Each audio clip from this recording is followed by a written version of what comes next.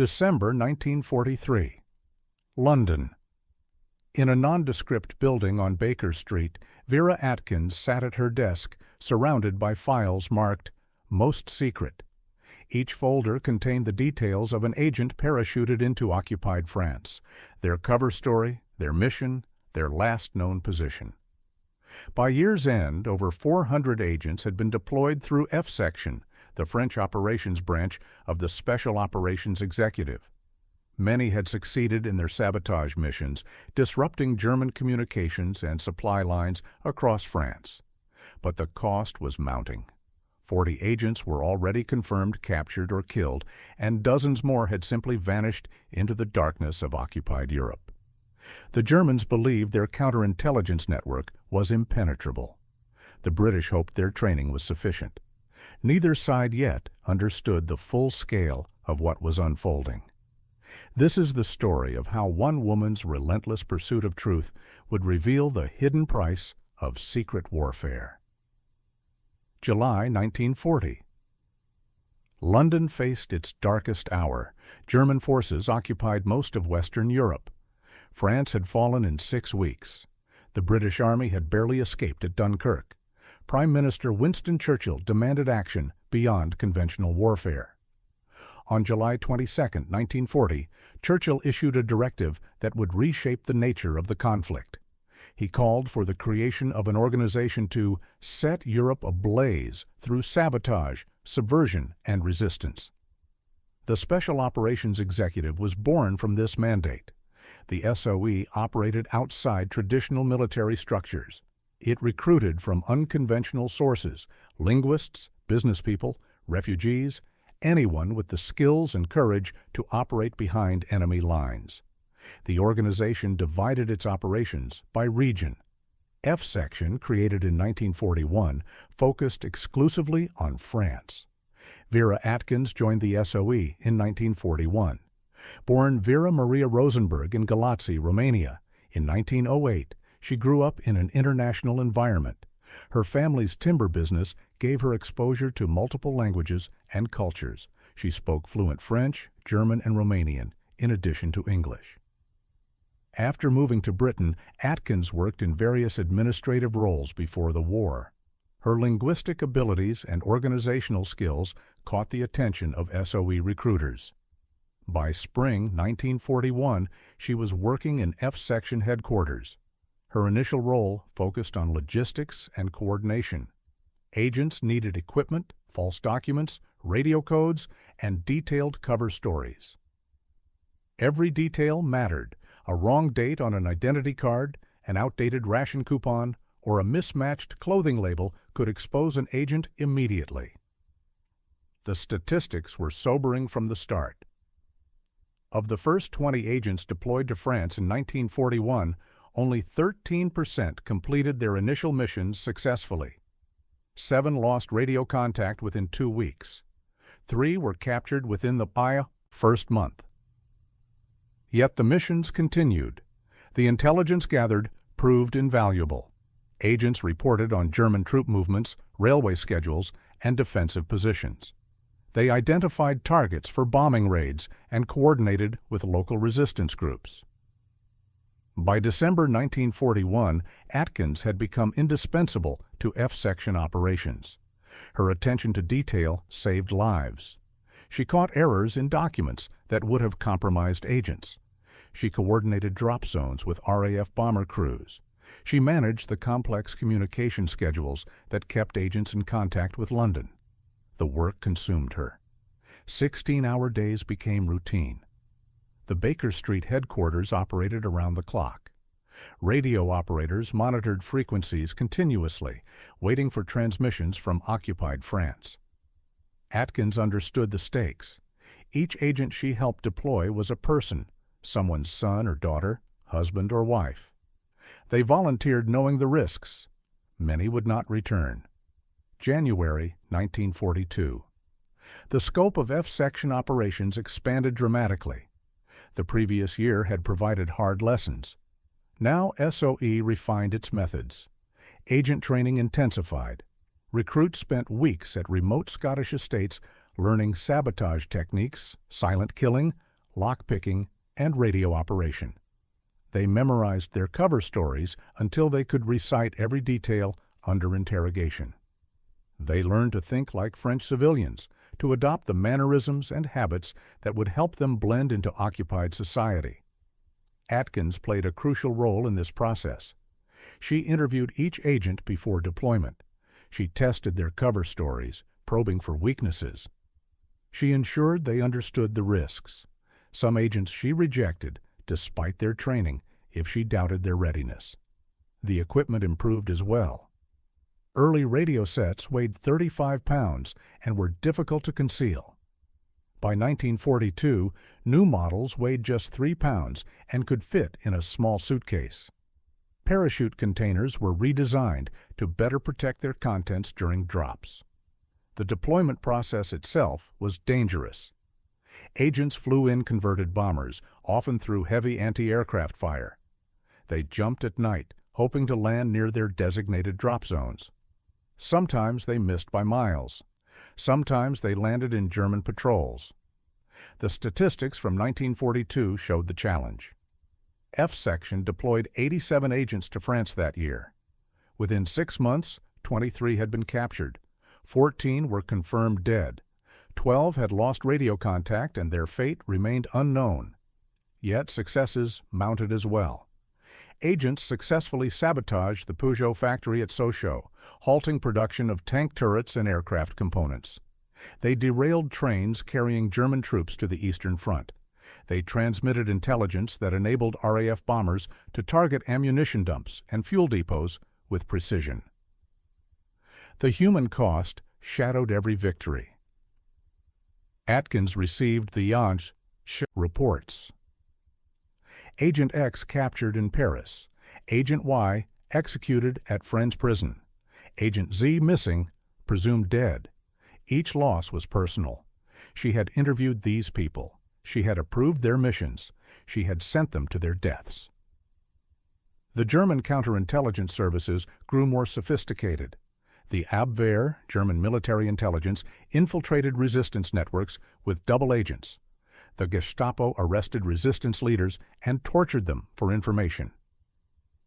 The Sicherheitsdienst maintained extensive surveillance networks in major cities. By December 1942, F Section had lost 32 agents. Atkins kept detailed records of each one. Their files remained on her desk, a constant reminder of the war's human toll. March 1943. The tide of losses accelerated.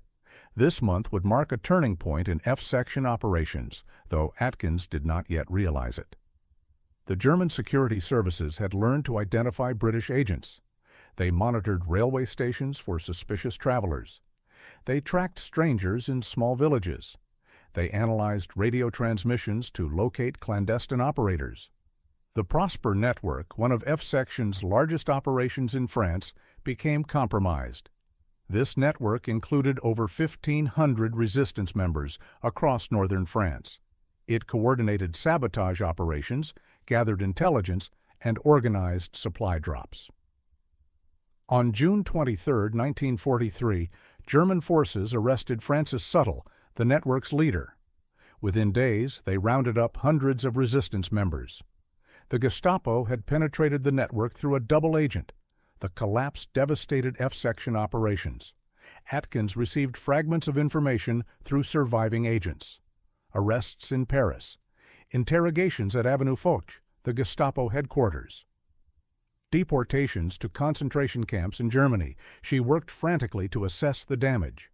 Which agents were compromised? Which networks remained intact? Which safe houses could still be used? The answers came slowly, incompletely. The statistics were grim. In June 1943 alone, F Section lost 24 agents. July brought 15 more losses. By autumn, over 60 agents were confirmed captured or killed. Yet Atkins could not pause. New agents continued training. New missions required planning. The intelligence gathered remained vital to Allied strategy. The planned invasion of France, still months away, would depend heavily on resistance networks disrupting German defenses. She adapted her procedures, cover stories became more elaborate. Radio security protocols tightened. Agents received additional counter-interrogation training. Safe houses rotated more frequently. The equipment evolved as well. Agents now carried L-pills, cyanide capsules concealed in clothing, to avoid prolonged interrogation if captured. They received one-time code pads to prevent radio compromises.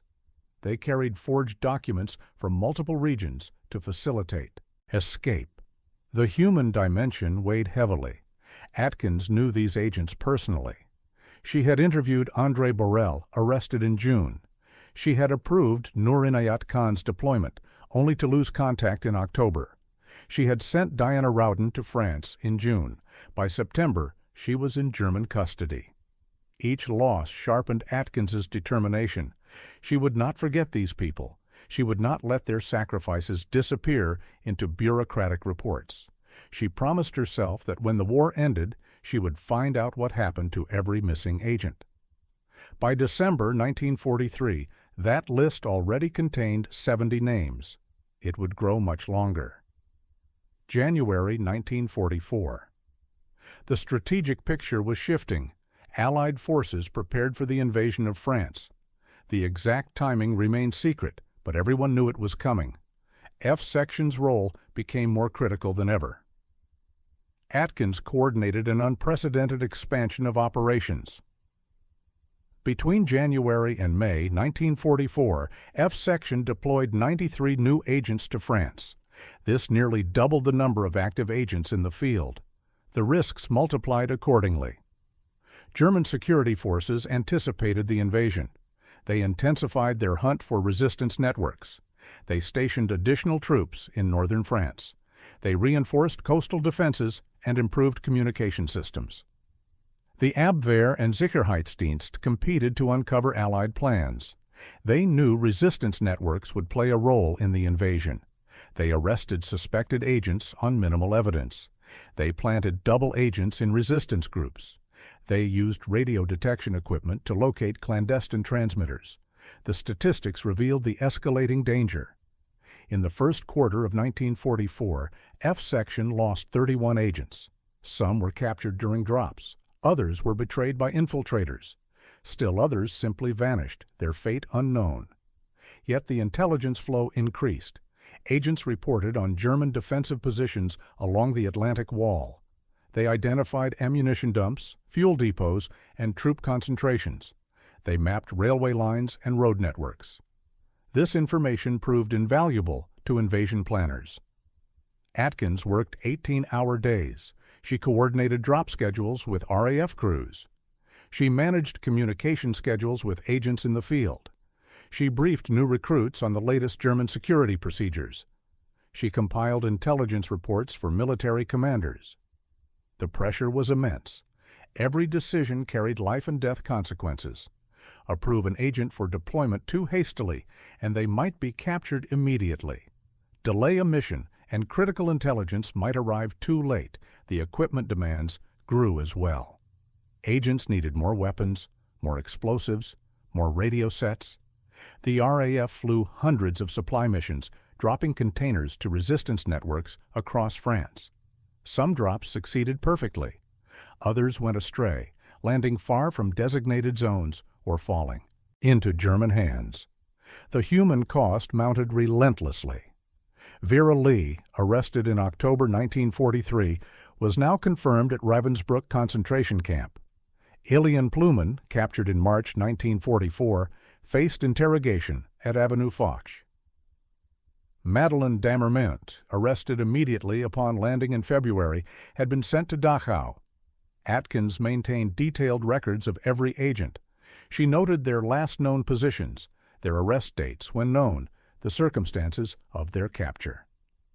The files accumulated on her desk, a growing archive of sacrifice and loss. By May 1944, 118 F Section agents were missing, captured, or confirmed dead. The invasion had not yet begun. June 6, 1944. D-Day. Allied forces landed on the beaches of Normandy. The invasion succeeded in establishing a foothold, but the battle for France had only begun. Behind German lines, F-section agents executed pre-planned sabotage operations. They cut railway lines, disrupted communications, and attacked German supply convoys. The coordination between resistance forces and the Allied invasion proved remarkably effective. In the weeks before D-Day, resistance networks had received detailed instructions. BBC radio broadcasts transmitted coded messages. The long sobs of autumn violins wounds my heart with monotonous languor. These phrases triggered specific sabotage plans. On the night of June 5-6th, resistance groups across France went into action. They destroyed railway tracks at 951 locations. They cut telephone lines at over 500 points. They ambushed German convoys on dozens of roads. The impact on German defensive operations was substantial. The German 7th Army, defending Normandy, lost 48 hours in moving reinforcements to the invasion beaches. Railway disruptions delayed the 2nd SS Panzer Division by 2 weeks. Communication breakdowns prevented coordinated counterattacks, yet the cost to resistance networks was severe. German forces retaliated brutally. They executed suspected resistance members without trial. They burned villages suspected of harboring agents. They intensified searches for clandestine radio operators. F-section losses accelerated. In June 1944 alone, 17 agents were captured. Some were arrested during sabotage operations. Others were betrayed by collaborators. Still others were caught in German security sweeps. The statistics showed both success and sacrifice. Resistance operations destroyed 108 locomotives in June. They derailed 52 trains. They cut power lines to military installations in 37 locations. Each success represented hours of dangerous work by agents operating under constant threat of discovery. Atkins received fragmentary reports. Agent networks transmitted brief messages. Mission accomplished, moving to new location. Under pressure, requesting extraction. Contact lost with Paris network. The intelligence continued flowing even as agents fell. Radio operators transmitted until the moment of capture. Resistance leaders passed information through courier networks even as German forces closed in. The dedication was absolute. By July, Allied forces had broken out of Normandy. The liberation of France had begun, but the cost to F-section was staggering. Of the 400 agents deployed since 1941, 147 were now dead, captured, or missing. Atkins understood that her mission was changing. During the war, she had sent agents into danger. After the war, she would search for those who never returned. August 1944. Paris was liberated on August 25th. As Allied forces advanced across France, the scope of German atrocities became clear. Atkins began receiving reports from liberated territories. Resistance members described arrests, interrogations, and executions. They provided names of captured agents and details of their fate. The information came in fragments, often contradictory, always incomplete. She learned that captured agents had been held at various locations. Avenue Foch in Paris served as Gestapo headquarters for interrogating resistance members. Fresnes prison, south of Paris, held hundreds of political prisoners. From these locations, many agents were deported to concentration camps in Germany. The deportation process followed a pattern. Agents arrested in France were held for interrogation. The Gestapo used torture to extract information about other agents, radio codes, and resistance networks. After interrogation, prisoners were classified for deportation. Many F-section agents disappeared into the Nacht und Nebel, night and fog decree. This Nazi policy ensured that political prisoners vanished without trace. No death certificates were issued. No records of their execution were maintained. Families received no notification. As Paris was liberated, resistance members opened the prisons. They found records, partial and incomplete, documenting thousands of arrests. Among them were the names of F-section agents. Atkins compiled the information methodically. She created files for each missing agent, noting their last known location, the date of their arrest if known, and any information about their subsequent fate. The files grew thicker as more information arrived. Some agents had been executed in France. Denise Bloch was shot at Ravensbrück in February 1945. Madeleine Damerment was executed at Dachau in September 1944. Eliane Pluman died at Dachau, the exact date uncertain. Others simply vanished. Radio operators who had transmitted until the moment of their arrest. Saboteurs who had successfully destroyed targets before capture. Organizers who had coordinated networks across entire regions. All gone. The statistics were devastating. Of 147 missing agents, only 39 were confirmed alive when their camps were liberated. 108 remained unaccounted for. Many were presumed dead, but Atkins had no proof. The military bureaucracy showed little interest in detailed accounting. The war was ending. Attention focused on defeating Germany completely.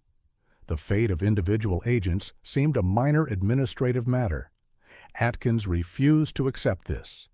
She demanded authorization to investigate. She argued that families deserved answers. She insisted that the sacrifice of these agents must be documented and honored. By September 1944, she had received preliminary approval to begin investigations. But the war continued. Germany had not surrendered. The full investigation would have to wait. May 8, 1945. Germany surrendered. The war in Europe ended. For most, it was a day of celebration. For Atkins, it marked the beginning of a different mission. She had authorization to investigate the fate of missing agents. The task was enormous. Over 100 agents remained unaccounted for. They had disappeared into a system designed to ensure they would never be found. Atkins approached the investigation with the same methodical precision she had applied to wartime operations. She created detailed files. She developed lists of questions. She identified potential sources of information. The challenges were immense. Germany lay in ruins. Millions of displaced persons crowded refugee camps. The Nazi bureaucracy had collapsed. Records were scattered, destroyed, or hidden. Many perpetrators had fled or assumed false identities. Atkins traveled to Germany in June 1945. She visited Ravensbrück concentration camp, liberated by Soviet forces in April. The camp had held over 130,000 prisoners during the war. Thousands had been executed or died from disease and starvation.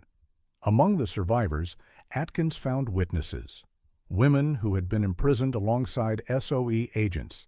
They provided testimonies about the final months of agents' lives. Vera Lee had been executed at Ravensbrück in July 1944. She was shot along with 3 other F-Section agents, André Borel, Diana Rowden, and Sonia Olshanesky. The executions took place at night. The bodies were cremated immediately. Noor Inayat Khan had been held at Pforzheim prison before being transferred to Dachau. She was executed on September 13, 1944. She was shot in the back of the head. Her last word, witnesses said, was "Liberté." Violette Sabo died at Ravensbrück in February 1945. She was shot along with 2 other agents. The camp records listed her simply by her prisoner number. The pattern repeated across multiple camps. Agents had been held separately from other prisoners. They received no mail. They were denied Red Cross parcels. They were executed without trial or record. The testimonies were harrowing. Witnesses described torture, starvation, forced labor, and medical experiments. They described executions carried out systematically, bureaucratically, without mercy. Atkins documented everything. She took statements from survivors. She photographed camp facilities. She collected fragments of records. She interviewed former guards when possible. The work took an emotional toll. Each testimony added another piece to the puzzle, but also revealed another layer of horror. These were people she had known. She had sent them on their missions. She had promised their families she would bring them home. By autumn 1945, Atkins had confirmed the fate of 47 agents. 61 remained missing. The investigation would continue for years. December 1945. Atkins continued her investigations across occupied Germany. The work was grueling, frustrating, and heartbreaking. The French government assisted minimally. British military authorities provided limited support. The priority was prosecuting major war criminals, not investigating individual deaths. Atkins operated largely on her own initiative. She traveled to Dachau, Buchenwald, Belsen, and other camps. She interviewed hundreds of survivors. She searched through partial records. She followed leads that often went nowhere. The German bureaucracy had been thorough in some ways, chaotic in others. Arrival records existed for many camps.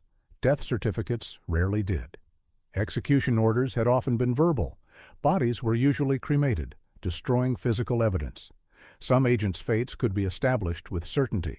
Others remained speculative. Witnesses remembered seeing someone who matched a description. They recalled a British accent, a French name, a particular date. But memory was unreliable, especially among people who had endured years of trauma. Atkins developed techniques for verifying information. She cross-referenced testimonies. She compared dates and locations. She sought physical evidence when possible, belongings, documents, photographs. She discovered that several agents had been held at Karlsruhe prison before execution. Yolande Beekman, Eliane Pluman, Madeleine Damerment, and Noor Inayat Khan had all been imprisoned there. They were executed in September 1944, shot at Dachau concentration camp. At Ravensbrück, she established that 4 agents, André Borel, Vera Ley, Diana Roden, and Sonia Olshanesky, had been executed on July 6, 1944. They had been injected with phenol, and their bodies burned in the crematorium. At Flossenburg, she confirmed that Violette Sabo, Denise Bloch, and Lillian Rolfe had been executed in late January or early February 1945, just weeks before the camp was liberated. The statistics became clearer as her investigation progressed. Of 118 missing F-section agents, she had now confirmed the death of 63. 15 had been liberated from camps. 40 remained unaccounted for. The work consumed her. She spent months in Germany, living in military quarters, working through archives and testimonies. She returned to London periodically to file reports, then went back to Germany to continue investigating. The personal cost was high. She developed chronic health problems from stress and overwork. She struggled with nightmares. The testimonies she collected described horrors that stayed with her. Yet she persisted. These agents had volunteered for dangerous missions. They had served with courage. They deserved to be remembered. Their families deserved answers. By the end of 1945, Atkins had compiled over 300 pages of testimony and documentation. The investigation would continue into 1946 and beyond. March 1946. Atkins returned to London to compile her findings. The investigation continued, but enough information had been gathered to create a preliminary report. The report represented 18 months of work. It documented the deployment of 413 agents to France between 1941 and 1944. It provided detailed accounts of their missions, their successes, and their fates. The statistics were sobering. Of 413 agents deployed, 117 had been killed. 39 had been captured and survived imprisonment. 257 had completed their missions and returned safely or been evacuated. The casualty rate, 28%, was higher than any conventional military unit. For female agents, the rate was even higher. Of 39 women deployed, 13 had been killed, a 33% mortality rate. The report detailed the causes of death. 52 agents had been executed in concentration camps.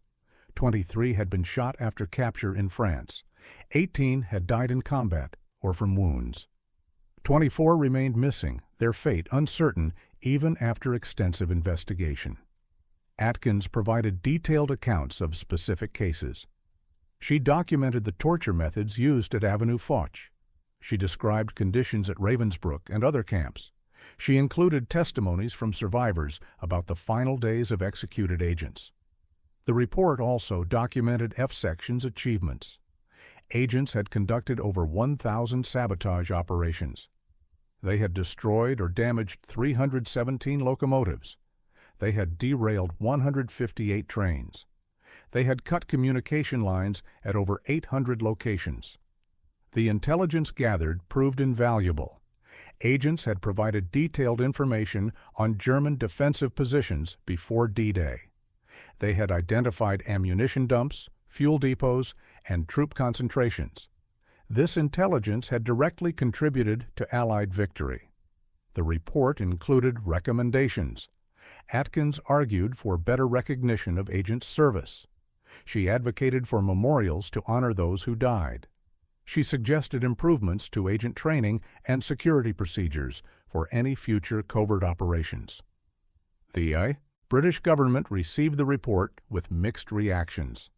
Some officials praised the thoroughness of the investigation. Others worried about the implications. The report documented failures as well as successes. It revealed that German counterintelligence had penetrated F Section networks repeatedly. Some sections of the report were classified. Details of agent recruitment, training methods, and operational procedures remained secret. The names of agents who survived and wished to remain anonymous were redacted, but the core findings were clear. F Section had played a vital role in the Allied victory. The cost had been high, but the contribution was undeniable. The agents deserved recognition and remembrance. Atkins submitted the report in April 1946. It would remain classified for decades, but it established the historical record of F Section operations. November 1947. The question of recognition remained unresolved. The British government was reluctant to publicly acknowledge SOE operations. The organization had operated in legal gray areas. Some methods used, assassinations, sabotage, support for partisan warfare, raised uncomfortable questions. Many SOE veterans wanted recognition for their service. Families of killed agents wanted their loved ones honored. But official policy favored silence. SOE's activities remained classified. Public memorials seemed impossible. Atkins advocated persistently for recognition. She argued that the agents had served with extraordinary courage. Their sacrifice deserved acknowledgement. The secrecy that protected operations during wartime need not continue forever. She faced bureaucratic resistance. Officials worried about diplomatic complications. They feared that acknowledging SOE operations might damage relations with France or other allies. They preferred to let the matter fade quietly. The debate continued for months. Atkins built alliances with other SOE officers and with sympathetic members of Parliament.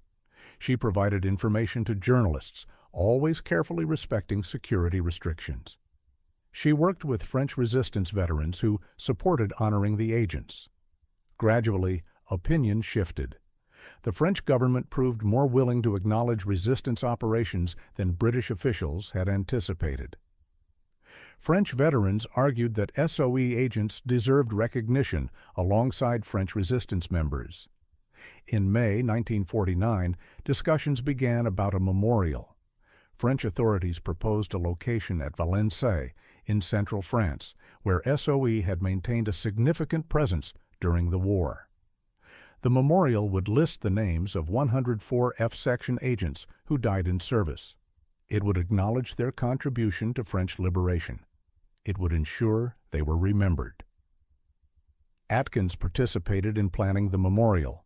She verified the list of names. She ensured that the inscription accurately described F Section's mission. She worked with families, of deceased agents to gather biographical information. The memorial was inaugurated on May 6, 1950. British and French officials attended. SOE veterans participated. Families of killed agents were present. The ceremony was simple and dignified. A bugler played the last post. Names were read aloud. Wreaths were laid. The memorial stood as a permanent record of sacrifice and service.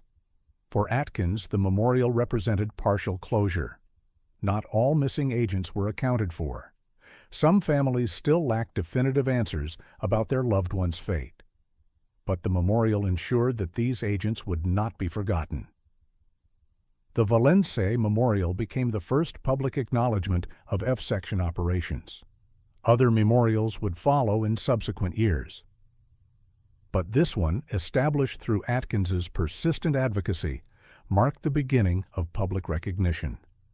June 1952. The question of honors for SOE agents gained momentum. The George Cross, established in 1940 to recognize civilian gallantry, seemed appropriate for agents who had operated outside military command structures. Several F-Section agents received posthumous George Cross awards. Violette Szabo was honored in December 1946, though her award was not publicized until years later. Noor Inayat Khan received the George Cross in 1949. Odette Sansom, who survived imprisonment, received hers in 1946. The awards recognized extraordinary courage under conditions of extreme danger. Agents who refused to betray their colleagues under torture. Agents who continued transmitting intelligence, knowing they faced capture.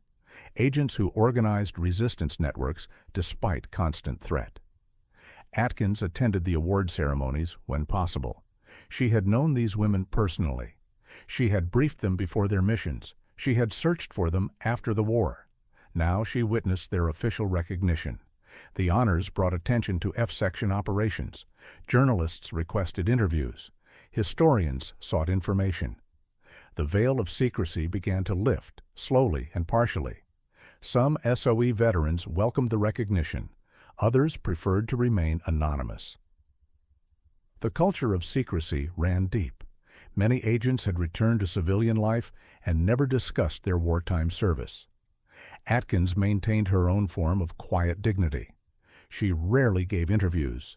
She avoided publicity. She continued working in intelligence-related positions, though the details remained classified. The British government gradually declassified some SOE records. Not everything, operational methods, recruitment procedures, and many agent identities remained protected. But enough information emerged to allow historians to begin studying F-Section activities. Books began appearing. Former agents published memoirs. Journalists wrote accounts based on declassified files. The story of SOE's secret war became part of public knowledge. Not all accounts were accurate. Some authors exaggerated successes or minimized failures. Some created dramatic narratives that diverged from documented facts. Atkins occasionally corrected errors when they were particularly egregious, but generally she maintained her silence.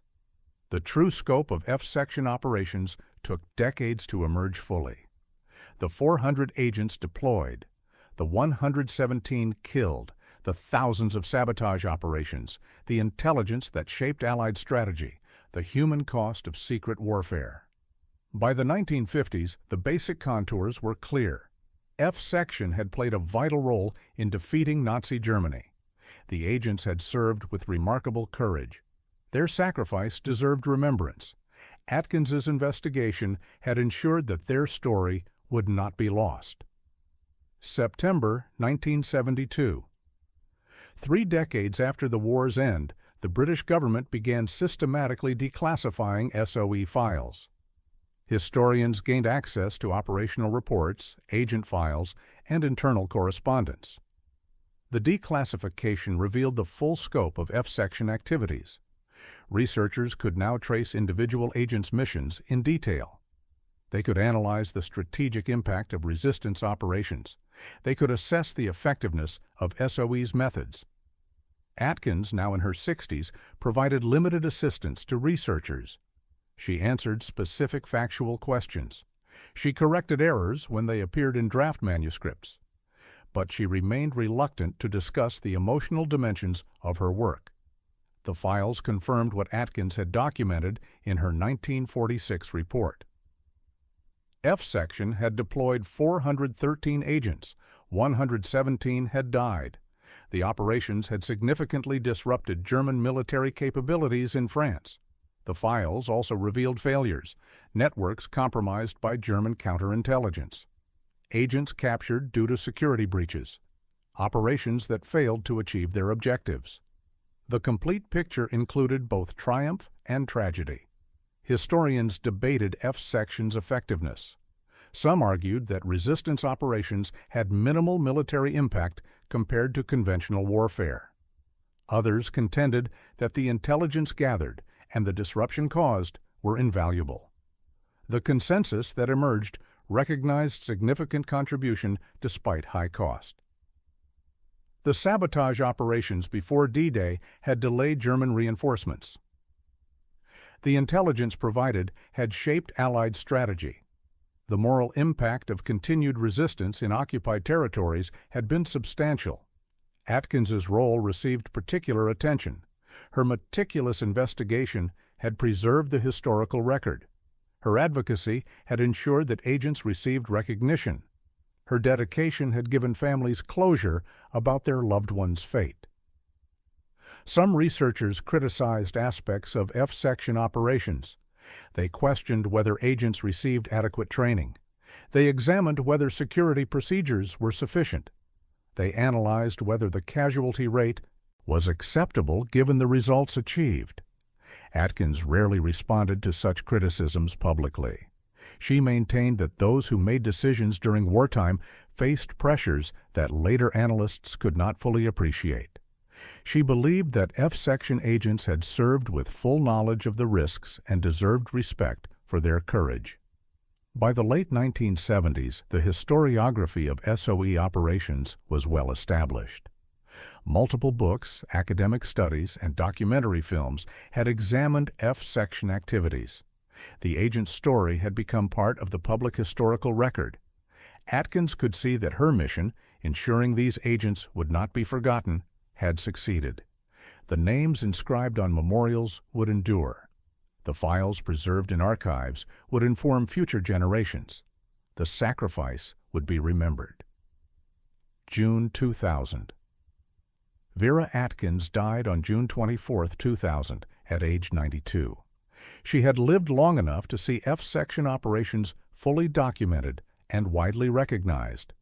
Her obituaries appeared in major newspapers.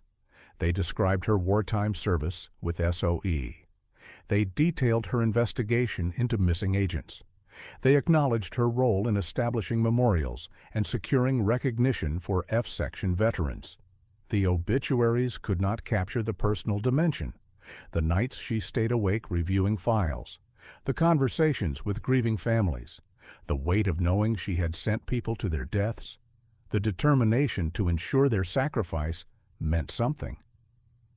Atkins had never married. She dedicated her life to intelligence work and to honoring fallen agents. In her later years, she maintained correspondence with families of agents she had known. She attended memorial ceremonies. She assisted researchers investigating SOE operations. Her personal papers, donated to the Imperial War Museum, revealed the emotional toll of her work. Letters from families seeking information about missing relatives, photographs of agents she had known, notes from her investigations in Germany, all carefully preserved. The legacy was substantial. The Valençay Memorial stands as a permanent tribute. The George Cross Awards honor extraordinary courage. The declassified files provide historical documentation. The books and films ensure public awareness. More fundamentally, Atkins established a principle. Those who serve in secret warfare deserve recognition no less than those who fight in conventional battles. Their sacrifice, though hidden during their lifetimes, must eventually be acknowledged. F-section operations demonstrated both the potential and the cost of covert warfare. The 413 agents achieved significant results. The 117 who died paid the ultimate price. The balance between achievement and sacrifice remains a matter of historical judgment. What remains undeniable is the courage of those who volunteered. They knew the risks. They understood that capture meant torture and probable death. They recognized that their service might never be publicly acknowledged. They served anyway. Atkins honored that courage through her relentless pursuit of truth. She refused to let these agents disappear into bureaucratic oblivion. She documented their service, investigated their fate, and advocated for their recognition. The final measure of her success is simple. We remember them. Their names are known, their service is documented, their sacrifice is honored, because Vera Atkins would not let them be forgotten. Vera Atkins's story exemplifies the hidden dimensions of warfare, the planners and investigators whose work shapes outcomes but rarely receives recognition. Her meticulous attention to detail during the war kept agents alive. Her tireless investigation after the war preserved their memory. The 413 agents she helped deploy conducted over 1,000 sabotage operations across occupied France. They destroyed 317 locomotives, derailed 158 trains, and cut communication lines at over 800 locations. The intelligence they gathered shaped Allied strategy and contributed directly to D-Day's success. 117 agents died in service.